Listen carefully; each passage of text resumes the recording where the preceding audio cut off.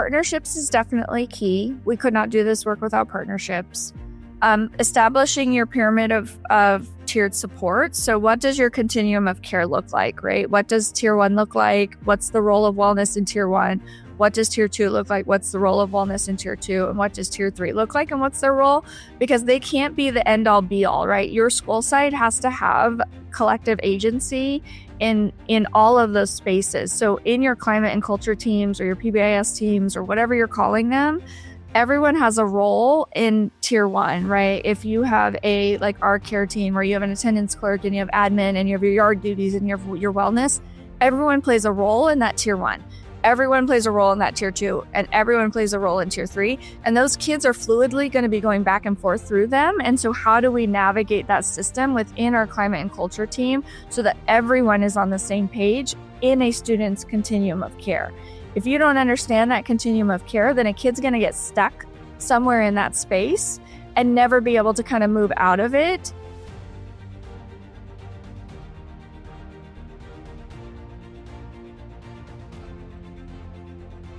So joining me today on the Leader Saving Life podcast is Jessie Swift, the Director of Student Services at Morgan Hill Unified School District in California. Thanks for joining me today, Jessie. Good morning. Thank you for having me. I'm excited to be here. Awesome. So the focus of the podcast today will be discussing the state of mental health in schools and how you're addressing some of the unique mental health challenges in Morgan Hill Unified. So for starters, can you tell me a little bit about your background and what led you to your current role as Director of Student Services at Morgan Hill Unified?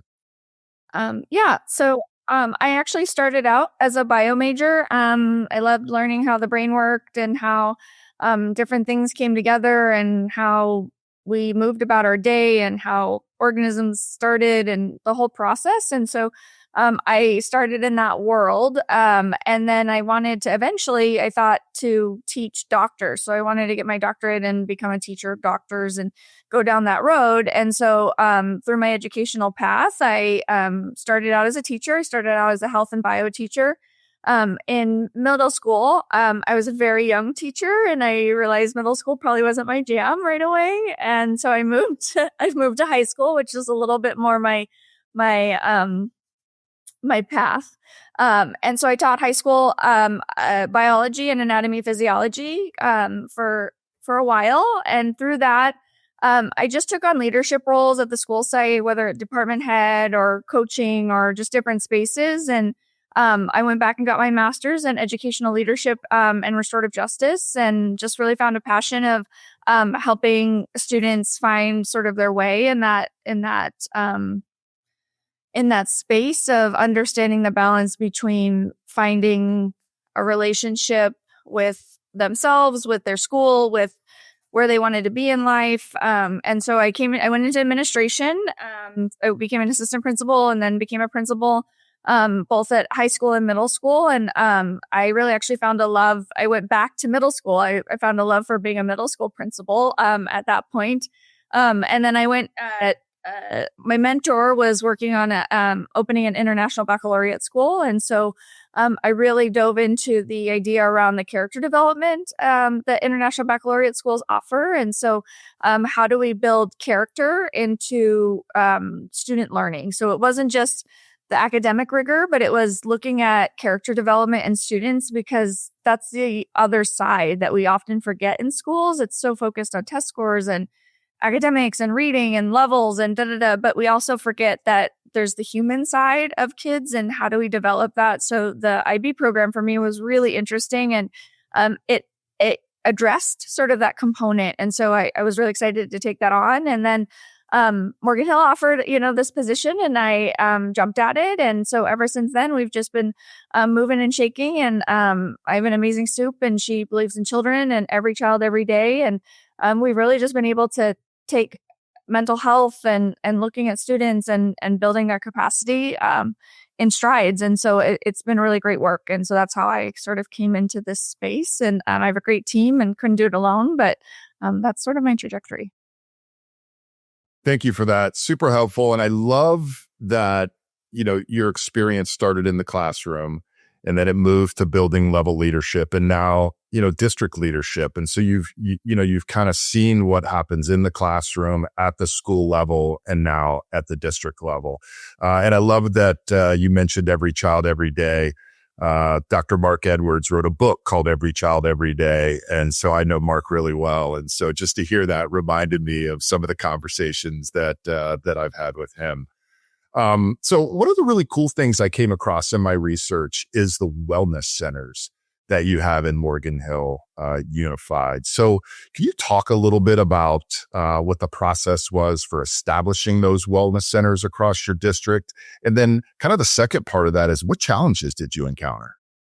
Yeah, wellness centers are a unique feature, or they're starting to become much more popular, but I think every district does it based on sort of their needs and what their student population is crying out for. And that's exactly how we started. We had been talking about wellness centers or wellness spaces or some version of it, and then COVID hit, and it just exacerbated the need for something that created an opportunity for students to access mental health supports in a more readily available way. So we had always had counselors, and we always had CBOs, which are amazing. Morgan Hill CBOs are out of this world. I've never worked with CBOs that have stepped up to the plate like Morgan Hill CBOs do, but it's very different when you have to kind of refer out as opposed to having something on a site that's ready to go and just is able to meet kids where they're at. And so that was the question that we were grappling with. How do we do this? How do we work within the constraints of the school day? How do we meet kids in their moment of need where they were at? And so wellness centers were just starting to kind of pop up and starting to see. So we actually went on a journey of looking at different spaces and different schools and districts and how they were doing wellness. And so we toured. We went down to Bakersfield, we went down to LA, we went and looked at different ideas around parent engagement too, because that's a big component of mental health and wellness and engaging parents in that. And so we grappled with a couple of different ideas. Like, did we want to do just wellness spaces and have counselors travel? Did we want to have comprehensive wellness spaces and have them just one person per wellness center? And so through that, we did a asset mapping. And so we took our district and we, instead of looking at, a lot of people do needs assessment, so looking at your needs, we didn't want to do that. We knew we had a lot of strengths and a lot of things that were happening in Morgan Hill. And so we did a strengths-based needs assessment, but we looked at our assets. So we did an asset map. We said, what do we have in Morgan Hill that is wonderful and great? And from there, we were able to identify those gaps. So we listed all the things we had, and every school site identified their strengths. And then we were able to identify those gaps within the mental health areas. And through there is how we built up our wellness centers. So we identified at our secondary sites that we definitely needed a self-contained space that had a mental health therapist there. Our elementary schools, we were able to create wellness spaces that had sort of a traveling wellness person, but that came later. That was like phase 2. So our phase 1, secondary sites, wellness spaces, wellness counselors. And we also knew we wanted to make sure that they were licensed, because we could go academic counseling, licensure, and we did have both for a while, because all of a sudden there was this huge need for mental health therapists. So there's a shortage of everyone trying to find mental and scrambling to get mental health therapists. So we hired folks with licensure and academic counseling to do both. As we progressed, we now just house our licensed mental health therapists in our wellness centers. But so secondary were first. They got their wellness centers. We applied for grants. We used COVID monies. We used different LCFF, LCAP monies to really sort of build up these centers. And then the hard part was reducing the stigma of using the centers. That was an interesting sort of bridge of like getting kids to want to go into them without sort of being like, oh, you're going to the wellness center, that kind of like kid. Yeah. And then the other part was making sure that teachers weren't using it as you're in trouble, go to the wellness center. So we had to kind of define what it was and what it wasn't. And that took about a year of us really kind of negotiating this space of what do we use it for? How do we utilize it in its best ways? How can kids access it for what they need, not what we think they need it for. So we use student voice. We ask students, what do you need in the space? What do you want to look like? So our students design what the space looked like. They picked out furniture. They picked out what, decor they wanted it to be. So if you go in the wellness centers, they don't look like classrooms. They look like therapy offices. Essentially, they have couches and fidgets and like drawing things. And so we really tried to make them student-centered, student-focused in that space. And then phase 2, we brought in elementary. So we did spaces where we have a roving therapist that goes to the school sites in the same manner, but we developed them in the same way. That was a really long-winded conversation. Oh, it's great. And you mentioned early on about families, and I couldn't agree more that as we think about, making sure kids get the supports they need, sometimes the family is involved in that, and sometimes the family needs those supports as well. So with the wellness centers, do you open those to families? Is it something that it's after school, or how do the families tie into that component? Yeah, we originally had staggered hours for the wellness center so that families could come in after school or come in on a Saturday. And we found that it wasn't being utilized in the way that we had imagined it being, like, oh, families would sign up and they would come in with their family and get support. And it didn't happen. Greatest laid plans. But so what we did find, though, is that families wanted almost like case management for people to come into their homes and work with them there. So instead, what we did is we partnered with our CBOs. So we transitioned some of the work that our CBOs did on our campus to say, hey, what we're noticing is families don't necessarily want to come to our schools, don't want to bring their whole families, don't want to do that, but they want somebody to be able to come and work with them in the home. So can we transition the services that you were doing to have our wellness team do those services, and then you be able to be the ones that go into the homes and work with families and meet them in that space. And so we had to kind of, again, it's about that negotiation of give and take of what are we doing in our centers versus what are our CBOs doing. And so that's kind of the transition we made over time because we just weren't seeing the return. But once we started doing that case management and having our CBOs really being working with families in the home, that's where we saw more bang for our buck. And then they do like a release of information. So they work together. So students get the support in school, and then our CBOs will work with our therapists at the school to talk about what are the goals of the students so they can work with it on the family when they go to the homes. That's excellent. Are you using any type of teletherapy for, whether it's certain situations, things like that?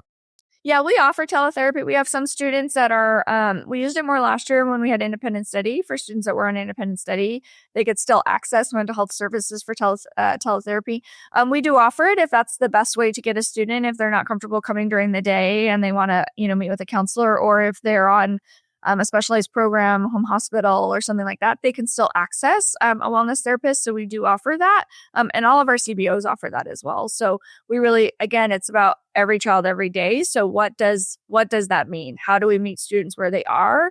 And what are those barriers so that we can get them access? I really, truly think when you say, like, what are the biggest issues around mental health? One is school avoidance. That's a huge one. Anxiety and school avoidance right now is a really big one. And so the first step in that is getting kids to school. And sometimes that means building a relationship either through telehealth or through Zoom or whatever it is so that they see somebody and then they have a connection that they can see in person when they come to school, right? The first step is getting kids to school. And even if they just come to school and are in the wellness center for a little while, right? And they meet that, they're there, they acclimate, they get to kind of calm the nerves, they get to be in a space where they feel safe, and then they can kind of go back into school and do their thing. But it's getting them to school is the first step. And so how do we do that? I love that. I love the, meeting them where they're at. And sometimes it's baby steps, right? It's sometimes the first battle is getting them in the building, and then they can grow from there. Yeah, we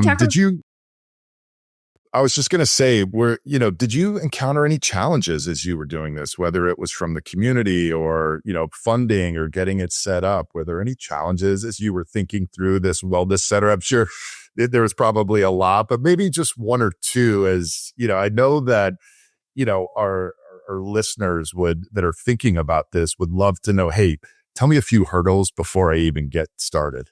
Yeah. I mean, I always I like to pride myself on being able to be the one that finds a window or a door or a doggy door to climb out and figure out. But, I think, and I don't want to beat a dead horse. Funding is always going to be an issue, right? But it's one of the biggest things that I have found with funding is how do we partner with behavioral health? Here in California is behavioral health. I don't know what it's called elsewhere, but how do you partner with Department of Children's Services? How do you partner with behavioral health? How do you partner with your CBOs? Because they can help supplement a lot of the work and the areas that you might not be able to fund, right? The other one is that we have started, and everywhere is starting the Medi-Cal billing. So that is really going to be a sustainable opportunity for us. It's not a dollar for dollar, but it's going to help you be able to weave and braid in other sources of funding to help support that. Also, after school recovery programs. So if you shift some of your hours of your wellness counselors to be after school, you can braid in some after school attendance recovery monies as well into that. So they're going to be funding recovery money. So I think it's about finding and being creative in how you're choosing to utilize those wellness centers in a very different way, because before and after school you could, like I said, it's that attendance recovery. So those are 2 hours that you're getting back with, and then students are getting services. So you're getting a double whammy, right? Those kids that maybe are school avoidant, they come those 2 hours, they're getting attendance recoup, plus you're getting ADA, and so it's working the system in that space. The other side of it, so hurdles are funding, but it's really looking at your CBOs, looking at how you can braid different funding sources and being creative. We all apply for grants. All of my wellness counselors are multi-funded through grants. And so how do we keep that going out? But the other side of that is PR. We write our own story, right? You heard about us somehow. And so whether that's looking online or researching, we're writing our own story. We have to send out what the work we're doing. We have to publish the work we're doing. We have to talk about our story for kids. If we don't write our own story, then people don't know about it. And then we can't continue the great work that's happening. We have to highlight our own things. So sharing your story is really important. A lot of times people focus on all the things that schools don't get and don't have, instead of highlighting the amazing work that our amazing educators and wellness counselors are doing. So I think those two go together, right? When you start talking about it and start bringing it to the light, then more people are like, why don't more schools have wellness centers? And then, political things start coming into play because people are like, oh, we need more wellness centers. It's really a need. And so it kind of snowballs.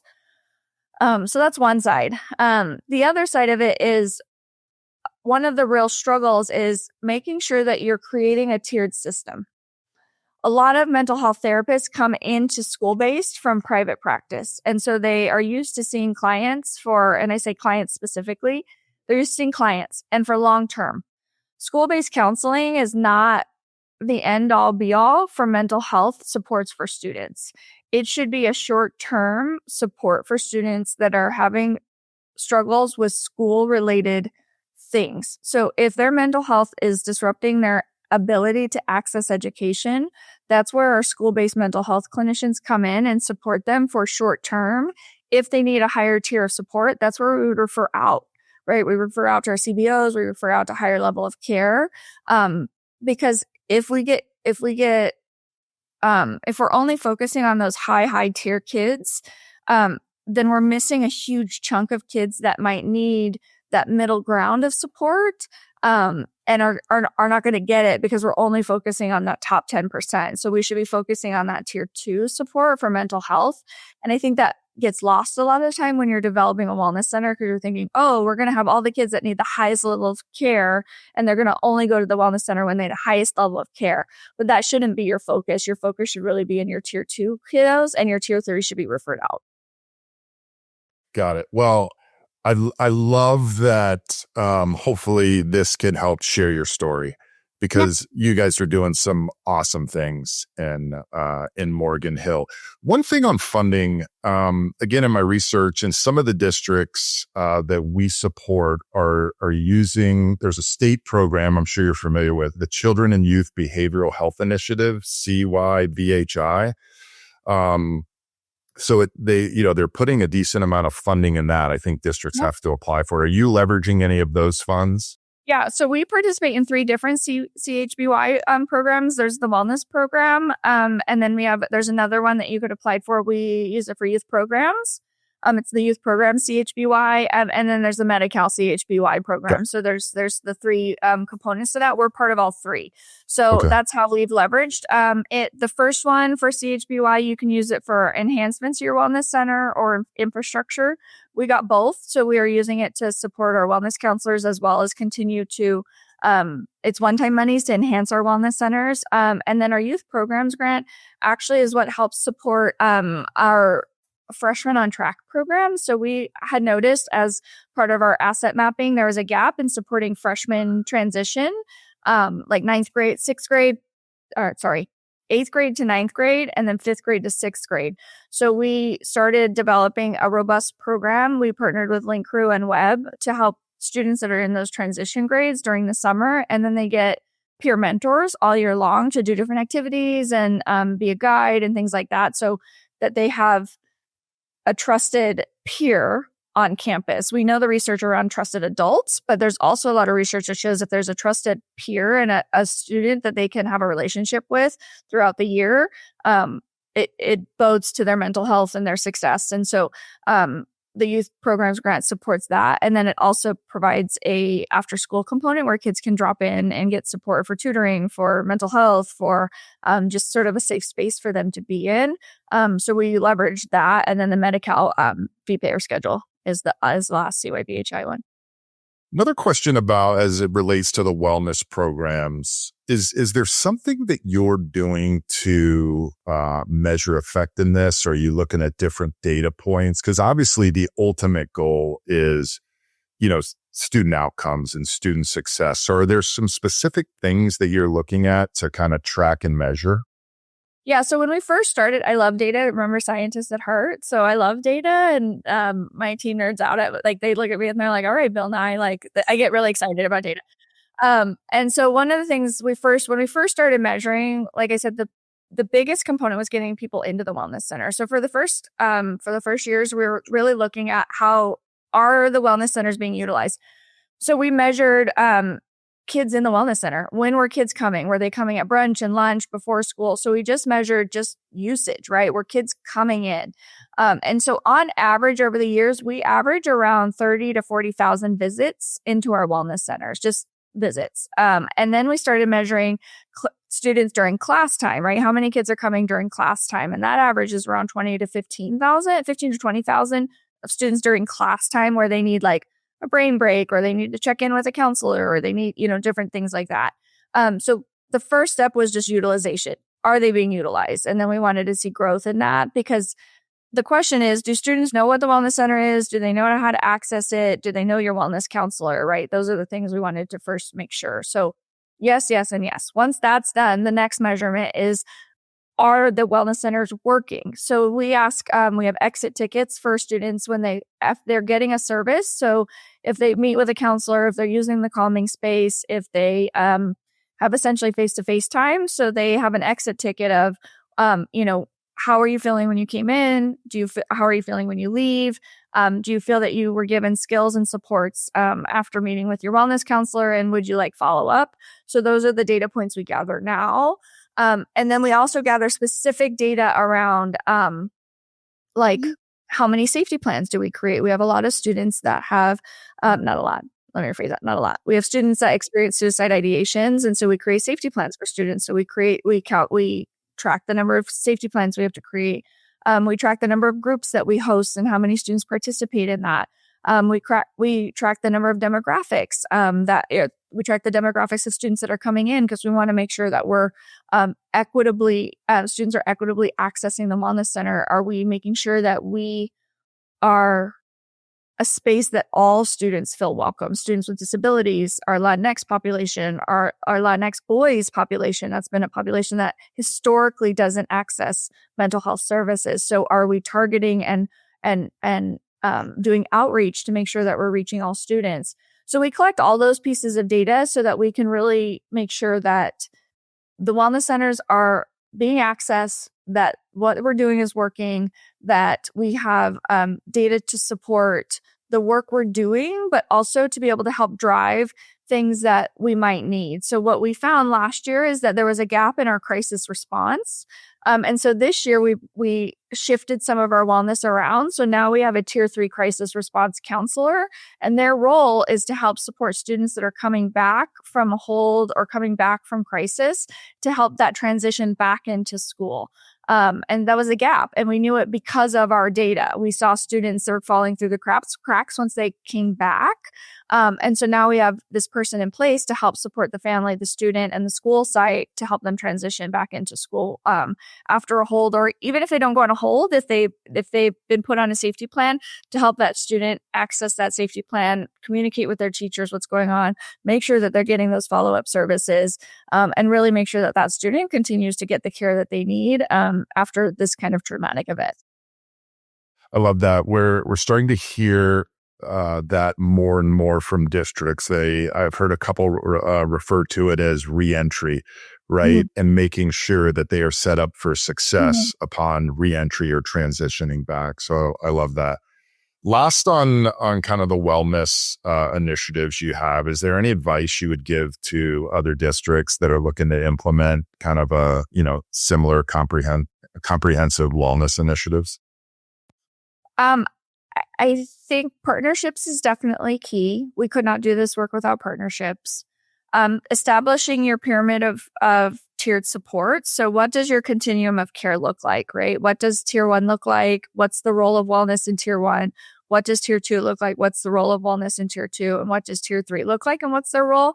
Because they can't be the end all be all, right? Your school site has to have collective agency in all of those spaces. So in your climate and culture teams or your PBIS teams or whatever you're calling them, everyone has a role in tier 1, right? If you have like our care team, where you have an attendance clerk and you have admin and you have your yard duties and your wellness, everyone plays a role in that tier 1.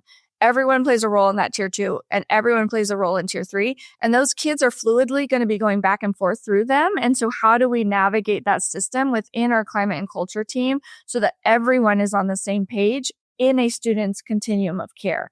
If you don't understand that continuum of care, then a kid's going to get stuck somewhere in that space and never be able to kind of move out of it. And so they're never going to really kind of get that full spectrum of support from the team. And then it's going to be this kind of like weird navigation, and like you're going to suck up all of the time from one person or one support. And they're never going to be able to have students kind of moving through your system and reaching goals and getting those skills, right? If a student is struggling with something, our goal is to give them the skills to be able to work and navigate through that, and hopefully be able to be moving them down that pyramid so that they're able to be successful in the best way they can be. Some may never, but those are the outliers, right? Our goal for most students is to be able to give them the skills to be able to function and be successful in their best way. Love that. And that is really helpful. And I know will be helpful for those listening. Another topic, and this is always difficult, but I see it in so many districts, including I live in Fairfax County, so Fairfax County Public Schools in Northern Virginia, huge district. And we see this as well. And it's topic of homelessness and supporting those vulnerable populations.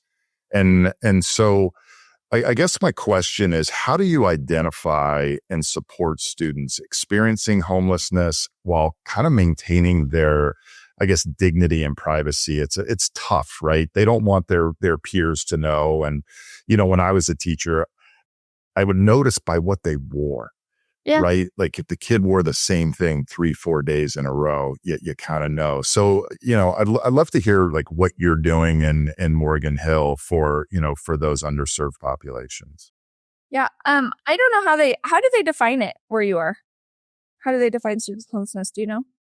Sorry, I didn't mean to put you on the spot. No, I think it's hard to define, right? Okay. It's because homeless could be mom's in a shelter and the child is living in the shelter. It's not an established residence, I guess. But, we also know that there's families on the streets, right? So there's different levels. But yeah. I think that's the key, right? So for us in California, students experiencing under the McKinney-Vento Act, right? Students could be, again, it's a spectrum.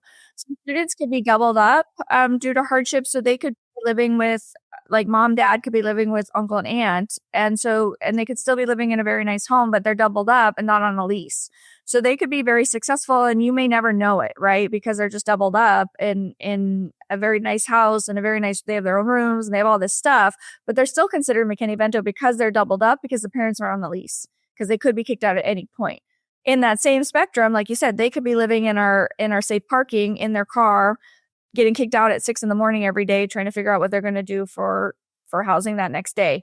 So there's this kind of wide range. And so I think the first step for us is educating our community, our school community, our city at large, about what that means to be McKinney-Vento, so that when teachers see a student and they're tagged as McKinney-Vento, their first thought isn't, oh, poor Johnny or poor Susie, they're living in their car. That isn't always necessarily true. It could be.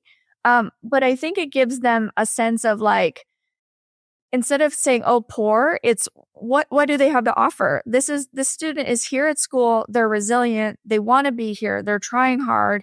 They're a fighter. Like, let's look at their positives and let's look at them in the light of strengths instead of what are their struggles? Like, how do we highlight those things? And so I think we've really tried to change that narrative and put student forward, right? Students experiencing homelessness instead of homeless students, right? And so how do we do that? And one of the ways we've done that is we have our care team. So we don't even refer to them as our homeless students. We refer to them as our care students, or our care, like refer to them as care, like refer that family to the care team. Because then we can really wrap our hands around and give them a little extra care. And that's how, other families and other folks are like, hey, I want to be part of the care team. And so instead of them being like, ooh, I don't want to be a part of that, they're like, not what? Wait, I want. How do I get into that? I want to be part of care. And so we kind of shifted the narrative of what the program is and what we do to support families and support students. We've also tried to highlight it to those families that are experiencing homelessness, is that you have rights and that you have things that you are guaranteed to have access to. And how do we get you those things that you need? We are a partner with you in this, and that this doesn't have to be your worst moment in life. This can be this hurdle that we're here to help you cross, and we're here to help your students cross, and that you're going to be stronger on the other side, and we're going to celebrate you when you've done it. Love that. I love calling them our care, they're on our care team, right? Mm-hmm. And it just, again, I think a lot of it is just kind of that mental, right? They're already going through it somewhere. School becomes a safe place. And so that's great. Any barriers that you see preventing, those groups of students from, accessing, whether it's education opportunities or mental health opportunities? I think some of the barriers is just, we want to make sure that we are continuing to build capacity. I think sometimes when families, like when they keep getting that door shut, it's that resiliency. We have to remind them that they're strong and they're powerful and that they can continue to do this work, and that we want to give them the tools to do it, not do it for them. Right. And so that often sometimes happens when, like, you're so, like, it's just too much, right? Like, life is too much. There's too much going on. I just need someone to do it for me. And we're happy to step in that gap for a while, but our role is not to do that. Our role is to give you the skills and to teach you to be able to do that, right? How do you reach out to do the SPDAT, which is our system that helps you get resources and housing? How do you fill out a job application? How can we give you interview skills? How can we get your kids into tutoring so that they can be successful? How do we sign you up for after school programming? So it's really about how do we give you those right? It's like age old, teach a man to fish so they can survive forever. And so it's really about that. We like to say we aren't the resource, we're the bridge to resources. And that will help you cross that bridge, but we can't be the resource forever, because at some point, your kids are going to be grown and we're not going to be here. And we still want you to be successful, and we want your kids to be successful. We want to break the cycle. And through that, we've also been really successful. Our city is amazing. They also have a focus on economic mobility. They've done lots of symposiums. They're taking a focus on homelessness in our city. They have an actual specialist that works with the homeless population in our city, that helps connect them. They work directly with us too, and our families. So the city has been a wonderful partner as well. And so it takes the collective agency of students. I mean, when we think about, different factors of how things can be successful, right? Collective efficacy is one of the top ones. Yeah, absolutely. You mentioned earlier about students that, whether they have suicidal ideations, those at-risk students, sometimes it's bullying, sometimes it's violence to others.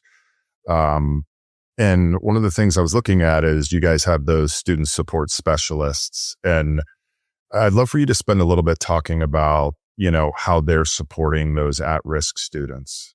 Yeah. So that's our care team. So it's the care team. Okay. Their official title is student support specialist, but they're the care team. And essentially they're like pseudo social workers. They just don't have the social worker degree. A lot of them are in the process of going to school. So we've had 3 or 4 of them that have become either social workers or counselors, or have gone into teaching fields. And so it's almost like a stepping stone into that space. And a lot of them have started there to see if that's like the direction they want to go.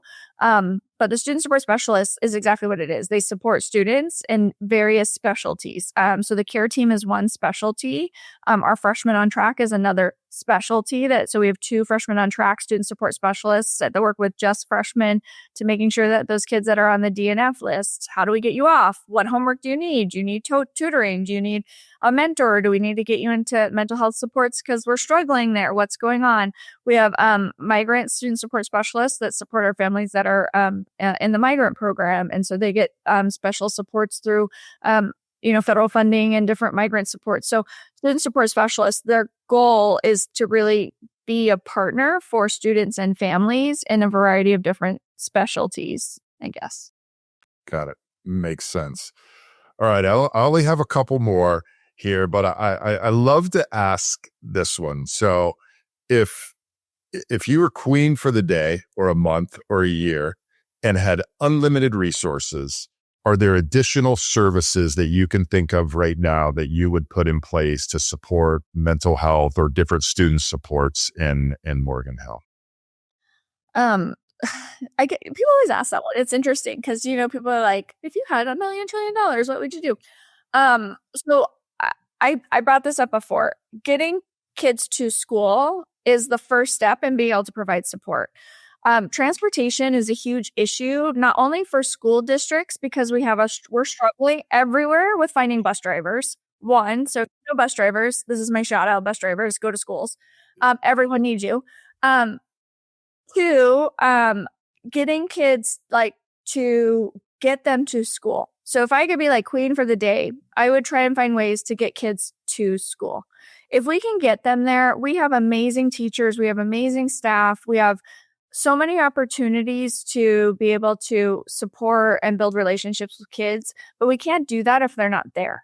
And so I think that a big hiccup and a big barrier that I would like to remove if I had this magic world and is how can we get kids to school transportation, being able to have warm and welcoming spaces when kids first get there, more staffing. Like, what would that look like? Some of those things, like with that climate culture, but getting kids to school would be the first thing that I magically would be like, kids come to school, yay.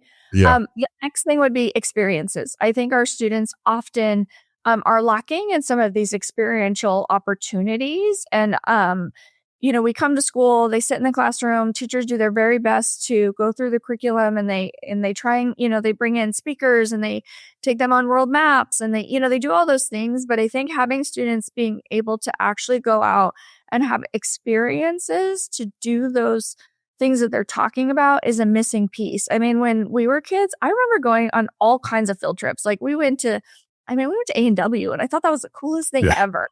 And I think some of those things have been missing and it's probably funding and it's probably all the red tape and it's all of those things. But I would like to be able to have students have these experiences, because I think those are the things that hook kids, or are the things that kids are like, oh, I think I could do that. Or, oh, that might be something that I am interested in. Or, Mom, that was the coolest thing ever. Guess what we did? We went to Legoland, or whatever it is, right? Yeah.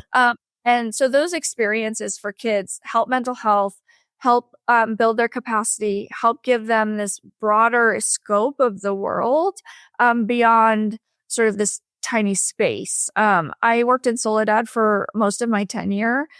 Soledad, California is a very tiny town. It's right next to the prison. We had a lot of students that had not left Soledad. We took a trip to San Francisco, which is only a couple hours away, like 2 hours away. And we had kids that had never seen the ocean, and the ocean is an hour away.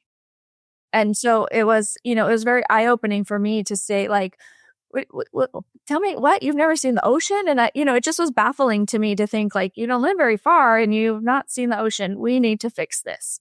So those experiences, I think, are hand in hand with students being able to access the world beyond them. It's the first step in them moving forward in their life.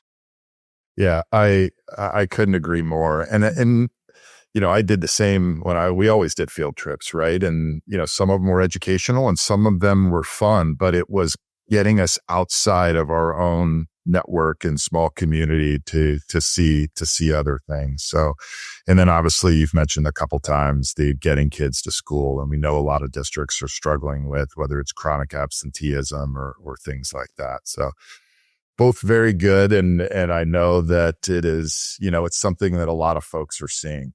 So here's my last question. It's going to be related to mental health, but we're starting to hear things, and I would love your thoughts on what role, if any, you see AI playing in student support. And my question is, such as a mental health chatbot.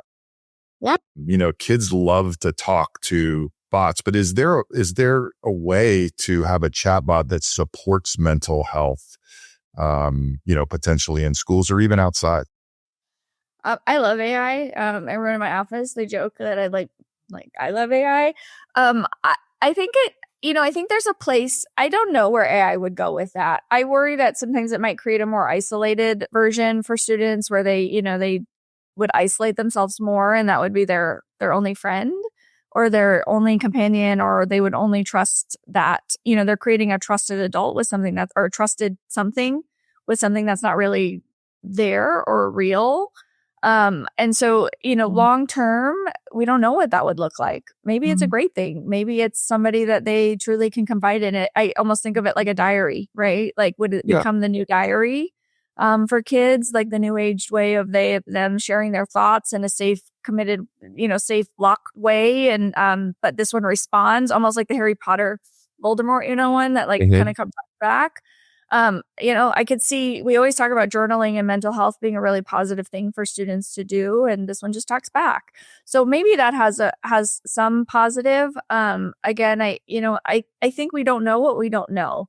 I don't know if testing it out is morally the right thing to do either. So I don't want to say no to it, because I think there's so many positive things that AI has brought to us. It's the new calculator of of this generation, and people are scared of it. I don't want to be scared of it. So I don't want to say no. I don't want to say we should go forward and say, everyone, yes. I think we should proceed with caution and be watching and monitoring kids.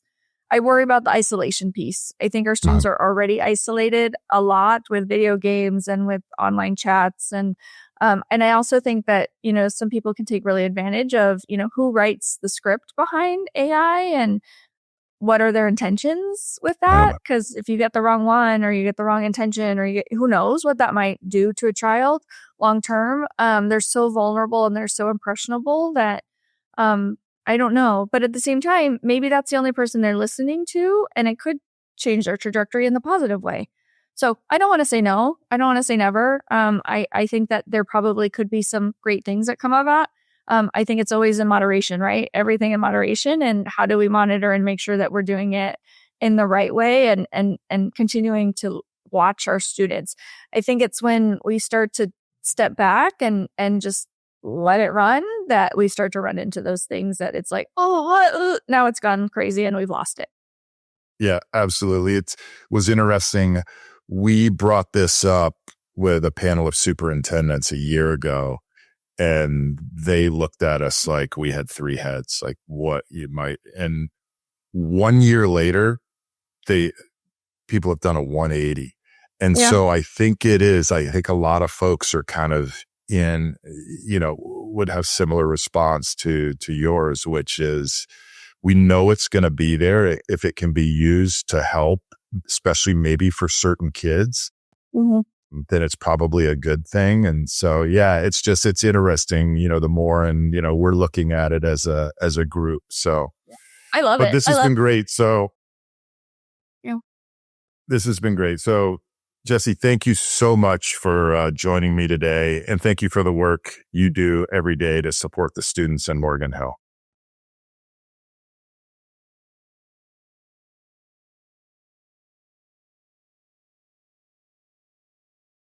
And share your story, right? It really is. You guys are doing some really unique things. So I'm excited for folks to listen to this, and maybe there's some things they're looking to do that you've already done. So